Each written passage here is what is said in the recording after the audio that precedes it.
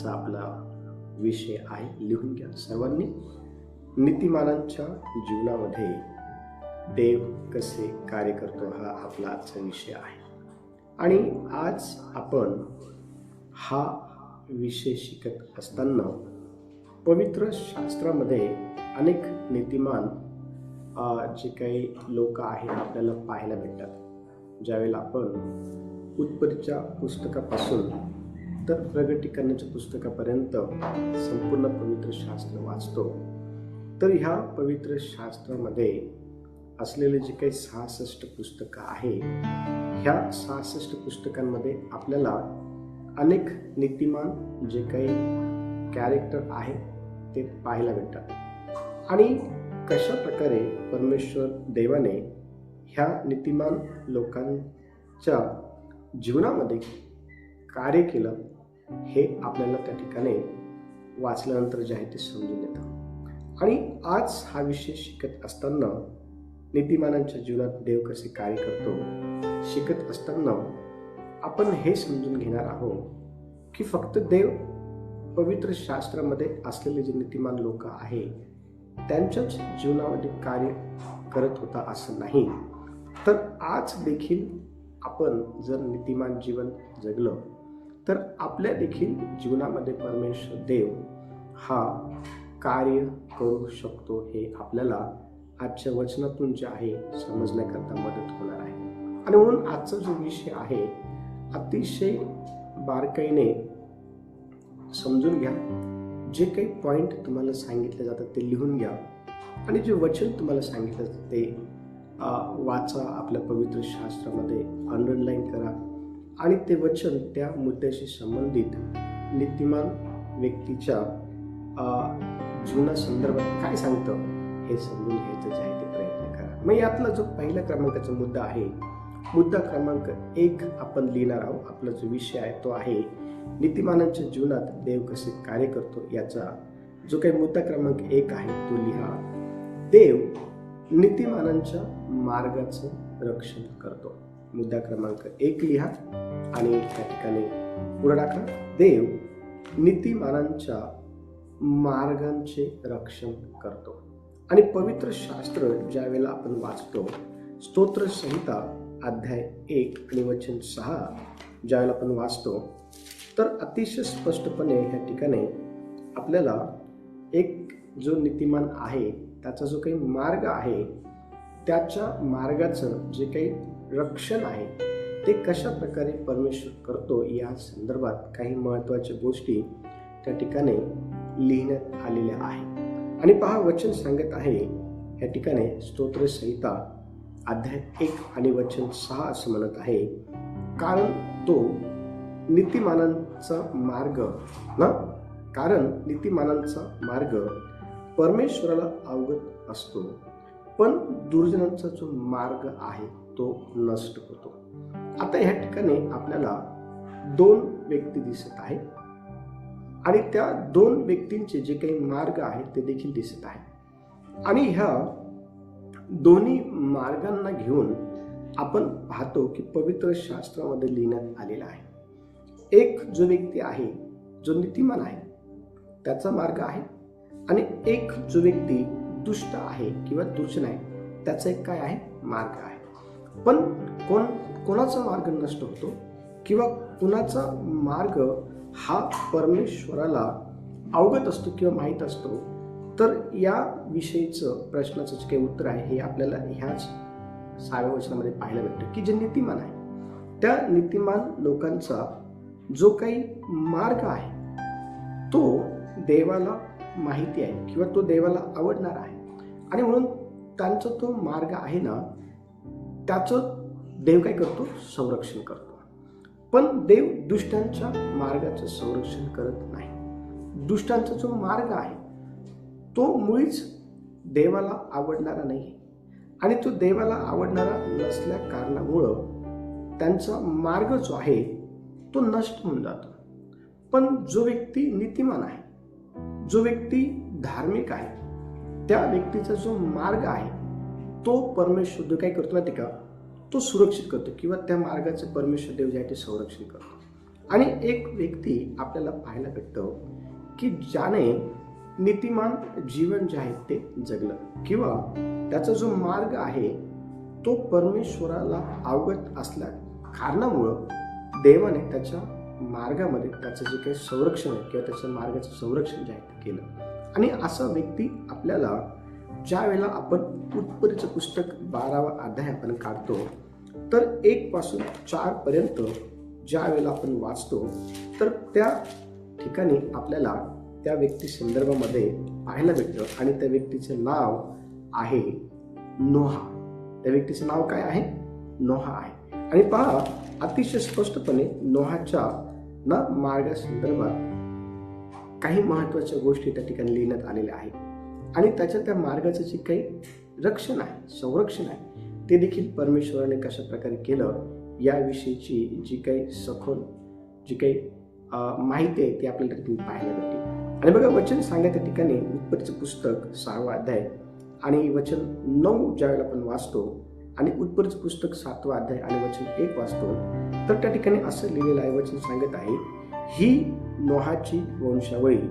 नोहा हा त्याच्या पिढीतील लोकांमध्ये नीतिमान व सांत्विक मनुष्य होता. नोहा देवा बरोबर चालला. आता पहा, वचन काय सांगत आहे की नोहा हा त्याच्या पिढीतील लोकांमध्ये, ठीक आहे, त्याच्या पिढीतील लोकांमध्ये नीतिमान आणि सांत्विक अशा प्रकारचा काय होता? मनुष्य होता. आणि देवाबरोबर नोहा काय करत होता? देवाबरोबर नोहा हा चालत होता.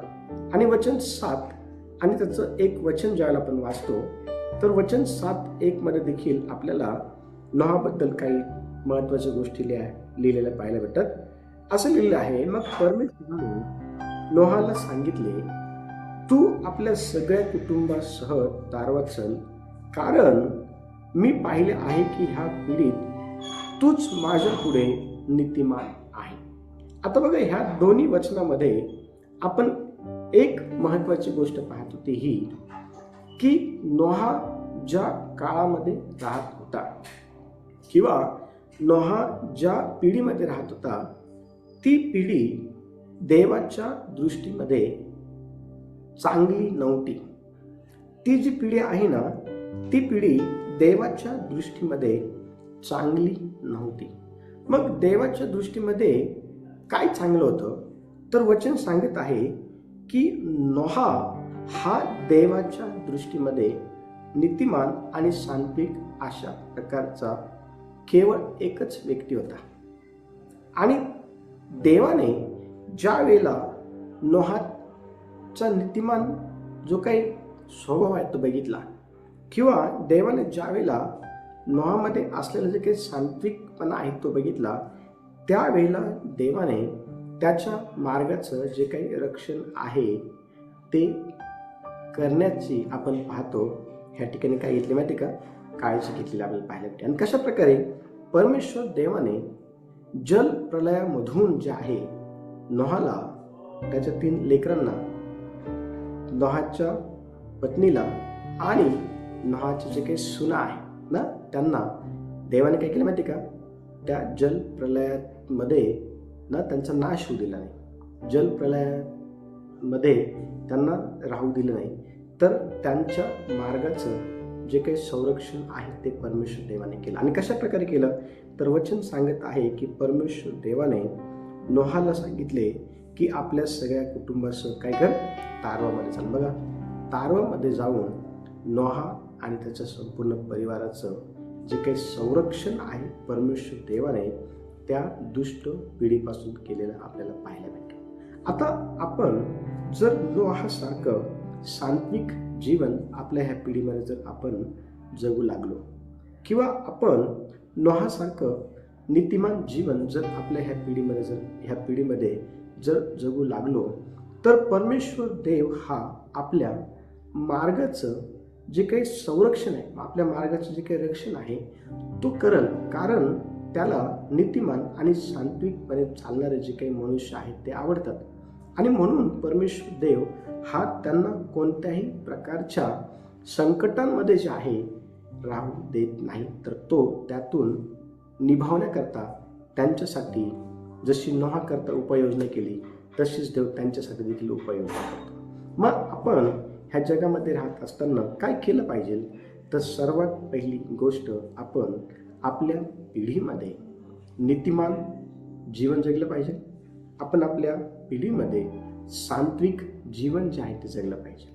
जर अशा प्रकारचं जीवन जर आपण जगलो तर परमेश्वर देव हा आपल्याला आणि आपल्या कुटुंबातील प्रत्येक व्यक्तींना जे आहे ना, काय करेल माहिती का, तो सुरक्षित ठेवेल किंवा तो आपल्या मार्गाचं जे आहे ते रक्षण केल्याशिवाय राहणार. आणि म्हणून सात्विक जीवन जगणं फार गरजेचं आहे. नोहा त्याच्या पिढीमध्ये खूप दुष्ट लोक होते. जर तुम्ही संपूर्ण 6वा अध्याय जर वाचला तर ह्या 6व्या अध्यायामध्ये देवाचं वचन आपल्याला अतिशय स्पष्टपणे सांगतं. ज्यावेळेस वचन 5 वाचतो, असं म्हटलेलं आहे, पृथ्वीवर मानवाची दृष्टी फार आहे. त्याच्या मनात येणाऱ्या विचारांच्या सर्व कल्पना केवळ एकसारख्या वाईट असतात. असे परमेश्वराने काय केलं पाहिलं. लक्ष द्या, नोहा ज्या पिढीमध्ये राहायचा ती पिढी किती वाईट आहे किंवा ती पिढी किती दुष्ट आहे या विषयीची जी काही माहिती आहे ही आपल्याला उत्पत्तीच्या पुस्तकाच्या 6व्या अध्यायाच्या 5व्या वचनामध्ये पाहायला मिळते. आता पहा, आपण पाहतो की ह्या इतक्या दुष्ट पिढीमध्ये नोहा जो आहे ना, देवाच्या दृष्टीमध्ये नीतिमान होता. नोहा जो आहे ना, देवाच्या दृष्टीमध्ये शांतिक होता. आणि नोहाच केवळ त्याच्या पिढीमध्ये देवाबरोबर चालणारा असा व्यक्ती होता. आणि म्हणून देवाने काय केलं माहिती का, त्याच्या मार्गाचं जे काही संरक्षण आहे ते केलं. आणि आपल्या मार्गाचं संरक्षण व्हावं म्हणून आपण आपल्या पिढीमध्ये नीतिमान आणि सात्विक जीवन जगत देवाला आपण संतोषविलं पाहिजे. ही देवाची आपल्याकडनं काय आहे अपेक्षा आहे. तर देव आपल्या मार्गाचं काय करेल, संरक्षण करेल. दुसरा मुद्दा क्रमांक 2 लिहा, नीतिमानाला देव योग्य वेळी मार्गदर्शन करतो. मुद्दा क्रमांक 2 लिहा, नीतिमानाला देव योग्य वेळी मार्गदर्शन करतो. आता आपण जर आपल्या पिढीमध्ये नीतिमान जीवन जर जगलो तर देव हा आपल्याला योग्य वेळी मार्गदर्शन केल्याशिवाय राहणार नाही.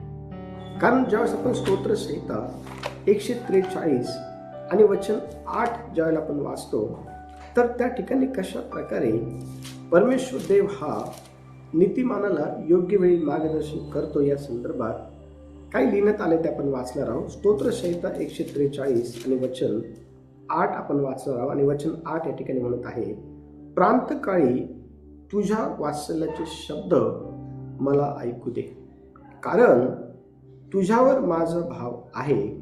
ज्या मार्गाने मी चालावे तो मला कळव, कारण मी चित्त तुझ्याकडे लावले आहे. बघा किती स्पष्टपणे ह्या ठिकाणी आपल्याला पाहायला भेटतं. परमेश्वर देव जो आहे, परमेश्वर देव हा कशा प्रकारे त्याच्या सेवकांचा जो मार्ग आहे ना, परमेश्वर या ठिकाणी आपण पाहायला भेटतो की कशा प्रकारे परमेश्वर देव जो व्यक्ती नीतिमान आहे, जो व्यक्ती परमेश्वराच्या दृष्टीमध्ये सात्विक आहे, अशा व्यक्तीला परमेश्वर देव योग्य वेळी मार्गदर्शन जे आहे ते करत असतो. आणि याचा जो अनुभव आहे दाविदाने त्याच्या जीवनामध्ये वैयक्तिकरित्या घेतलेला होता. आपल्या जीवनामध्ये जर आपल्याला देवाचा अनुभव जर वैयक्तिकरित्या घ्यायचा आहे तर आपण काय केलं पाहिजे? ह्या भूतलावरती आपण आपल्या पिढीमध्ये राहत असताना धार्मिक जीवन जगलं पाहिजे, सात्विक जीवन आपण जगलं पाहिजे, नीतिमान जीवन आपण जगलं पाहिजे. कारण पवित्र शास्त्र ज्या वेळेला आपण वाचतो अतिशय स्पष्टपणे देवाचं वचन आपल्याला सांगतं. उत्पत्तीच्या पुस्तकाच्या 12व्या अध्यायामध्ये 1 ते 4 वचन जेव्हा आपण वाचतो ना, तर देवाच्या मार्गावरती एक जो व्यक्ती आहे ज्याचं नाव अब्राहम आहे तो चालला. आणि तो चालत असताना परमेश्वर देवाने योग्य वेळी त्याला जे आहे ना मार्गदर्शन केलेलं आपल्याला पाहायला भेटतं.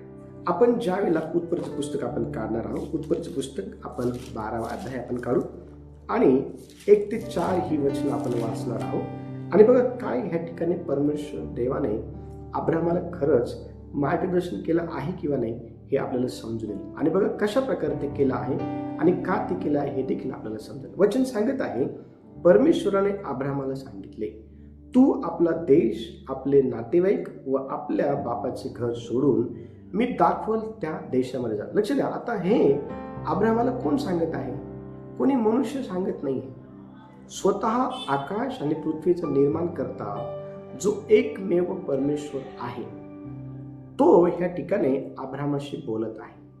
तो ह्या ठिकाणी अब्राहमाला मार्गदर्शन करत आहे की त्याने काय केलं पाहिजे आणि काय नाही केलं पाहिजे. लक्ष द्या, आपल्या जीवनामध्ये आपल्याला मार्गदर्शकाची गरज आहे आणि आपला मार्गदर्शक हा देव बनावा यासाठी आपण अब्राहमासारखं नीतिमान जीवन जगण्याची तयारी जी आहे ती दाखवणं गरजेचं आहे. किंवा आपण निर्णय घेतला पाहिजे की मी माझ्या पिढीमध्ये नीतिमान जीवन जगेल.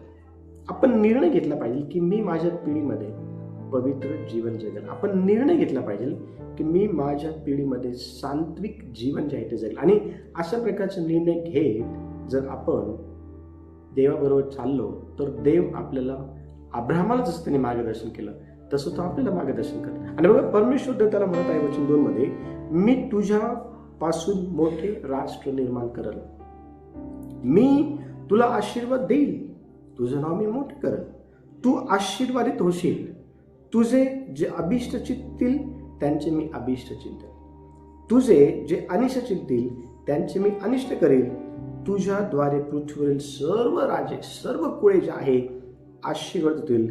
परमेश्वराच्या आज्ञेप्रमाणे अब्राहम निघून गेला व त्याच्याबरोबर लोट गेला. हारान येथे निघते वेळी अब्राहमाची वय 75 वर्षाची झाली. लक्ष द्या, वयाच्या 75व्या वर्षी परमेश्वर देवाने अब्राहमाला मार्गदर्शन केलं. आणि काय केलं माहिती का? कारण अब्राहम देवाच्या दृष्टीमध्ये नीतिमान व्यक्ती होता. का परमेश्वर देवाने अब्राहमाला मार्गदर्शन केलं माहिती का? कारण अब्राहम हा देवाच्या दृष्टीमध्ये सात्विक व्यक्ती होता. जर परमेश्वर देव अब्राहमाला मार्गदर्शन करू शकतो त्याच्या सात्विकतेला घेऊन, तर तो आपल्याला देखील मार्गदर्शन करू शकतो ज्यावेळेस आपण नीतिमान आणि सात्विक जीवन आपल्या ह्या पिढीमध्ये जगू द्यावे. आपल्याला मार्गदर्शनाची गरज आहे का? हो आहे.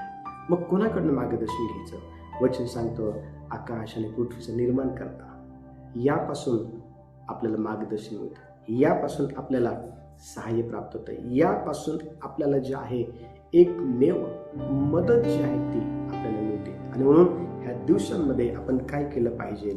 तर आपण नीतिमान जीवन जगलं पाहिजे, आपण सात्विक जीवन जगलं पाहिजे. तिसरा मुद्दा क्रमांक 3 लिहा, देव नीतिमानाला संकटातून बाहेर काढतो. मुद्दा क्रमांक 3 लिहा, देव नीतिमानाला संकटातून बाहेर काढतो. आता आपण ह्या भूतलावरती राहत असताना जर नीतिमान जीवन जगलो आणि जगत असताना जर एखाद्या संकटाचा सामना आपल्याला करावा लागला किंवा एखादं संकट जर आपल्यावरती आलं तर मुळीच आपण त्या संकटाला घाबरू नये. का? कारण परमेश्वर देव हा आपल्याला त्या संकटामधून जे आहे बाहेर काढतो. आणि का बाहेर काढतो? कारण आपलं चालणं हे देवाला आवडलेलं आहे, आपलं नीतिमान वागणं हे देवाला आवडलेलं आहे, आपलं सात्विकपणे देवासमोर चालणं हे देवाला आवडलेलं आहे. आणि म्हणून देव हा आपल्याला संकटांमध्ये जे आहे ना राहू देत नाही. बघा वचन काय सांगायचं, ज्यावेळेस आपण स्तोत्र संहिता 34वा अध्याय आपण काढतो आणि वचन 19 वाचतो तर त्या ठिकाणी असं म्हटलेलं आहे, नीतिमानाला फार कष्ट होतात, सात्विक व्यक्तीला फार कष्ट होतात, तरी परमेश्वर त्या सर्वांमधून त्याला सोडवतात, तरी परमेश्वर त्या सर्वांमधून त्याला बाहेर काढतो. लक्ष द्या, देव सर्वांनाच बाहेर काढत नाही. जगाच्या पाठीवर अनेक लोक संकटामध्ये आहेत, पण ते लोक अजून पण संकटामध्ये काय माहिती का? त्यांच्यातही सात्विकपणा नाही आहे. ते लोक आज पण संकटामध्ये काय माहिती का? कारण त्यांच्यातही आपल्याला नीतिमानपणा पाहायला भेटत नाही. पण ज्या व्यक्तीमध्ये ह्या गोष्टी असतात, जो व्यक्ती नीतिमान असतो, जो व्यक्ती सात्विक असतो, त्या व्यक्तीच्या जीवनामध्ये कितीही कष्ट आले, कितीही संकट आले, तरी परमेश्वर त्याला त्या सर्वांमधून काय करतो माहिती का, बाहेर काढतो. आणि बघा, एक व्यक्ती पवित्र शास्त्रामध्ये आपल्याला पाहायला भेटतो की जो देवाच्या दृष्टीमध्ये सात्विक होता, देवाच्या दृष्टीमध्ये तो व्यक्ती नीतिमान होता. आणि त्या व्यक्ती संदर्भात आपल्याला ज्या वेळेला आपण दानिएलाचं पुस्तक आपण काढतो, दानिएलाच्या पुस्तकाच्या 6व्या अध्यायामध्ये 22 ते 23 वचन जो आपण वाचतो, तर त्या व्यक्तीच्या संदर्भात लिहिलेलं आहे. त्याचं नाव आहे दानिएल. आणि बघा, दानिएल जो आहे ना, सात्विक जीवन जगत असताना, दानिएल नीतिमान जीवन जगत असताना, दानिएल परमेश्वराला आवडेल अशा प्रकारचं जीवन जगत असताना त्याच्या जीवनामध्ये संकट आलं. आणि संकट का तर माहिती का, बघा वचन आपण वाचूया, म्हणजे आपल्याला त्याच्या जीवनात कोणत्या प्रकारचं संकट आलं सात्विक जीवन जगत असताना, नीतिमान जीवन जगत असताना, हे आपल्याला समजेल. वचन 22 ते 23 आपण वाचणार आहोत. असं लिहिलेलं आहे, माझ्या देवाने आपला दिव्यदूत पाठवून सिंहाची तोंडे बंद केली आहेत. त्यांनी मला काही एक उपद्रव केला नाही, कारण त्या देवासमोर मी निरपराधी ठरलो व महाराज आपलाही मी काही अपराध केला नाही. आणि वचन 23 म्हणत आहे, तेव्हा राजाने अत्यंत हर्षित होऊन आज्ञा केली की दानिएलास गुहेतून बाहेर काढा. त्याला गुहेतून बाहेर काढले तेव्हा त्याला काही इजा झाल्याचे दिसून आले नाही, कारण त्याचा आपल्या देवावरती विश्वास होता, भरोसा होता. Praise the Lord. काय लिहिलेलं आहे या ठिकाणी? दानिएल नीतिमान जीवन जगत होतं का? हो, जगत होता. दानिएल हा सात्विकपणे चालत होता का? हो, चालत होता. तरीही त्याला संकटांचा सामना करावा लागला. तरी त्याच्यावरती संकट आलं का? हो, आलं. कारण वचन ते सांगत आहे. कोणतं संकट होतं? दिवसातून 3 वेळेस आपण पाहतो, वचन स्पष्टपणे आपल्याला सांगतं की दानिएल जो आहे ना, दिवसातून 3 वेळेस येरुशलेमेच्या दिशेकडं ना आपण पाहतो की त्याच्या ज्या खिडक्या होत्या, तो ते खोलायचा आणि दिवसातून 3 वेळेस तो देवाकडं प्रार्थना. दिवसातून 3 वेळेस आपण पाहतो की दानिएल जो आहे ना, देवाकडे प्रार्थना करायचा. आणि पहा, इतकं सात्विक, पवित्र, नीतिमान जीवन जगत असताना त्या ठिकाणी त्याच्या जीवनामध्ये त्याला संकटाचा सामना करावा लागला. त्याला सिंहाच्या गुहेमध्ये टाकण्यात आलं. आणि तुम्हाला माहिती का, ज्या वेळेला त्या संकटामध्ये दानिएल हा होता, त्यावेळेला परमेश्वर देवाने दानिएलाला त्या संकटातून सोडवलं. परमेश्वर देवाने दानिएलाला त्या संकटामधून जे आहे ते बाहेर काढलं. कारण दानिएल स्वतः राजाबरोबर बोलत असताना राजाला वचन 22 मध्ये असं म्हणत आहे की माझ्या देवाने आपला दिव्यदूत पाठवून सिंहाची तोंडे जी आहेत ती बंद केली. लक्ष द्या, संकट तुमच्यावरती चालून येणार नाही, कारण संकटामध्ये असलेलं जे काही शक्ती आहे तिला निष्फळ करण्याचं सामर्थ्य हे वधस्तंभावरती खेळण्यात आलेल्या त्या एकुलता पुत्रामध्ये आहे, ज्याचं नाव येशू आहे.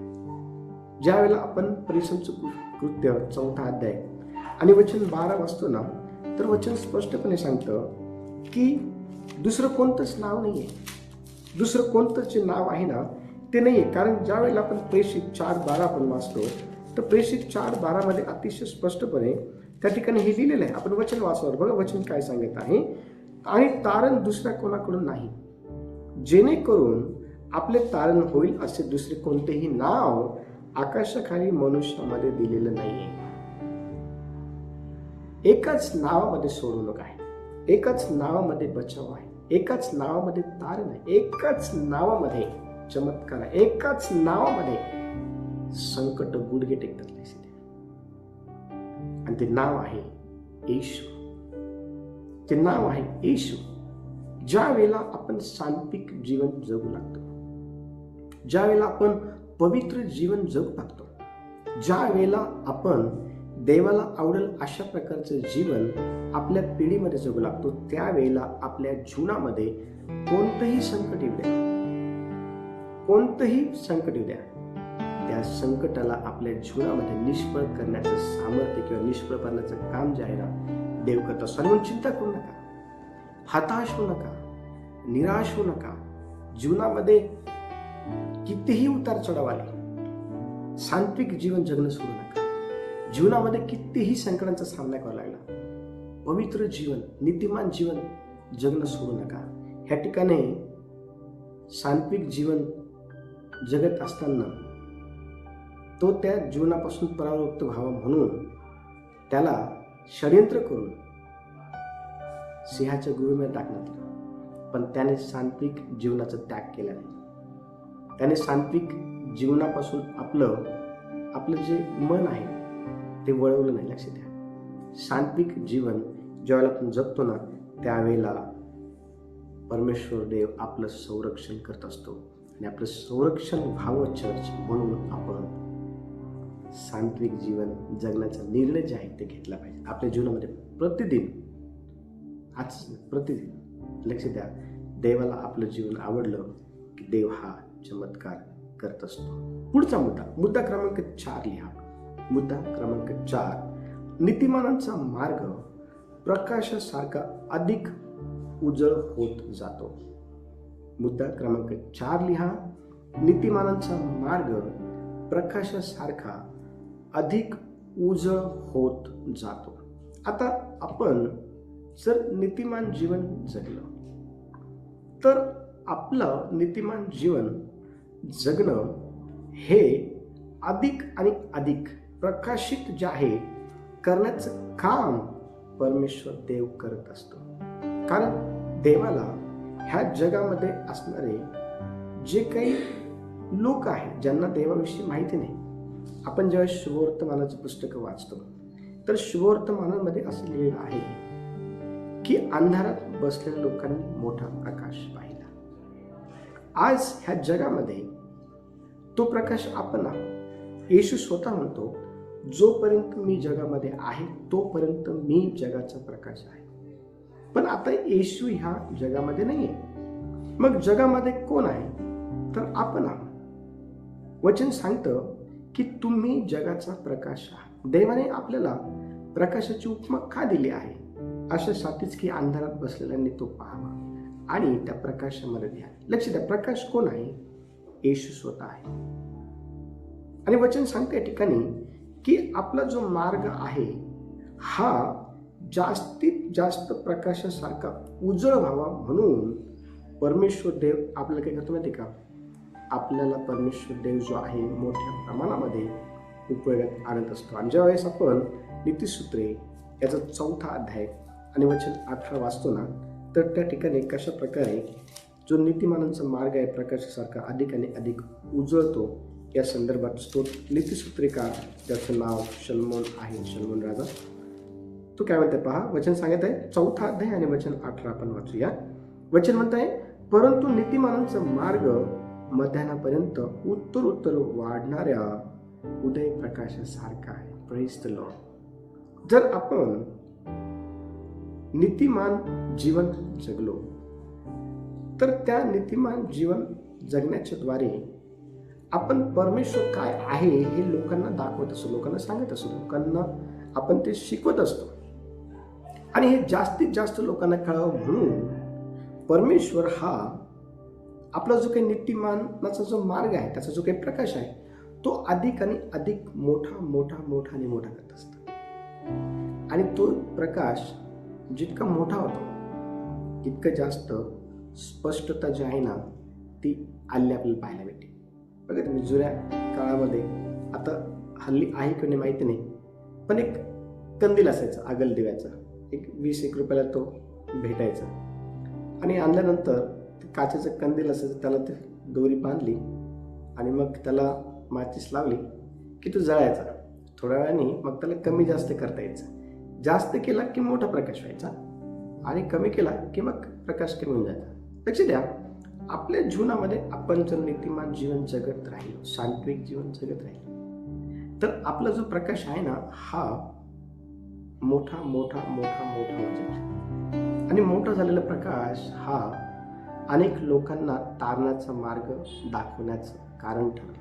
कारण पवित्र शास्त्रामध्ये आपण एक व्यक्ती पाहतो की जो नीतिमान जीवन जगत होता आणि त्याचं नीतिमान जीवन जगणं हे अनेक अंधारात बसलेल्या लोकांकरता फायद्याचं कारण ठरलं. आणि त्या व्यक्तीचं नाव योसेफ आहे. त्या व्यक्तीचं नाव योसेफ आहे. आणि योसेफ हा अतिशय त्रासातून जात असताना देखील त्याने नीतिमान जीवन जगून जो काही प्रकाश आहे लोकांना दाखवणं मुळीच बंद केलं. त्याला कैदेमध्ये टाकण्यात आलं, त्याला गुलामगिरीमध्ये टाकण्यात आलं. त्याला जे आहे ना अतिशय भयानकरित्या त्रासाचा जो काही सामना आहे तो करावा लागला. ज्यावेळेला आपण उत्पत्तीचं पुस्तक 39व्या अध्यायापासून तर वचन 41 पर्यंत वाचतो ना, त्याच्या जीवनामध्ये अनेक त्रासाचा सामना त्याला करावा लागला. पण इतक्या त्रासाचा सामना तो करत असताना देखील त्याने कधीही हात केली नाही. त्रासाचा सामना करत असताना देखील त्याने त्या प्रसंगामध्ये त्याचा जो काही प्रकाश आहे तो जास्तीत जास्त नीतिमान जीवन जगून लोकांना दाखवून लोकांना जे आहे ना आश्वासक कारण बनण्याच्या अनुषंगातून वाटचाल केली आपण पाहायला मिळते. आणि वचन सांगतं की त्याने अशा प्रकारे जीवन जगलं असल्या कारणामुळं देवाने त्याला मिस्राचं प्रमुख व्यक्ती बनवलं. फारो नंतरच त्याने नीतिमान जीवन जगलेलं असल्या कारणामुळं देवाने त्याला मिस्र देशाचं प्रमुख व्यक्ती जे आहे बनवलं.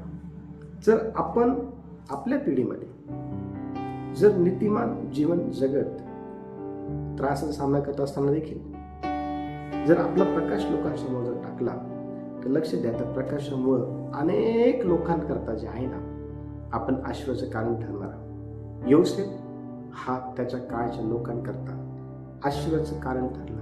त्याने दुष्काळाच्या काळामध्ये लोकांचे प्राण वाचवले. लोकांचे प्राण जे आहे ना योसेफाने काय केले माहिती का? योसेफाने वाचवले. आणि लक्ष द्या, ह्या दिवसांमध्ये आपल्याला देखील अशा प्रकारे मोठ्या प्रमाणात दैवाने उपयोगात आणावं म्हणून आपण नीतिमान जीवन जगणं फार गरजेचं आहे. आपण सांत्विक जीवन जगणं फार गरजेचं आहे. आपण पवित्र जीवन जगणं फार गरजेचं आहे. आणि जर अशा प्रकारचं जीवन जर आपण जगलो तर निश्चित अर्थाने परमेश्वर देव जो आहे ना आपल्या जीवनामध्ये कार्य केल्याशिवाय राहणार नाही. आपल्याला परमेश्वर देव जो आहे ना अधिक आणि अधिक उपयोगात आणल्याशिवाय राहणार नाही. देवा या वचनाच्या द्वारे सर्वांना आशीर्वादित कर.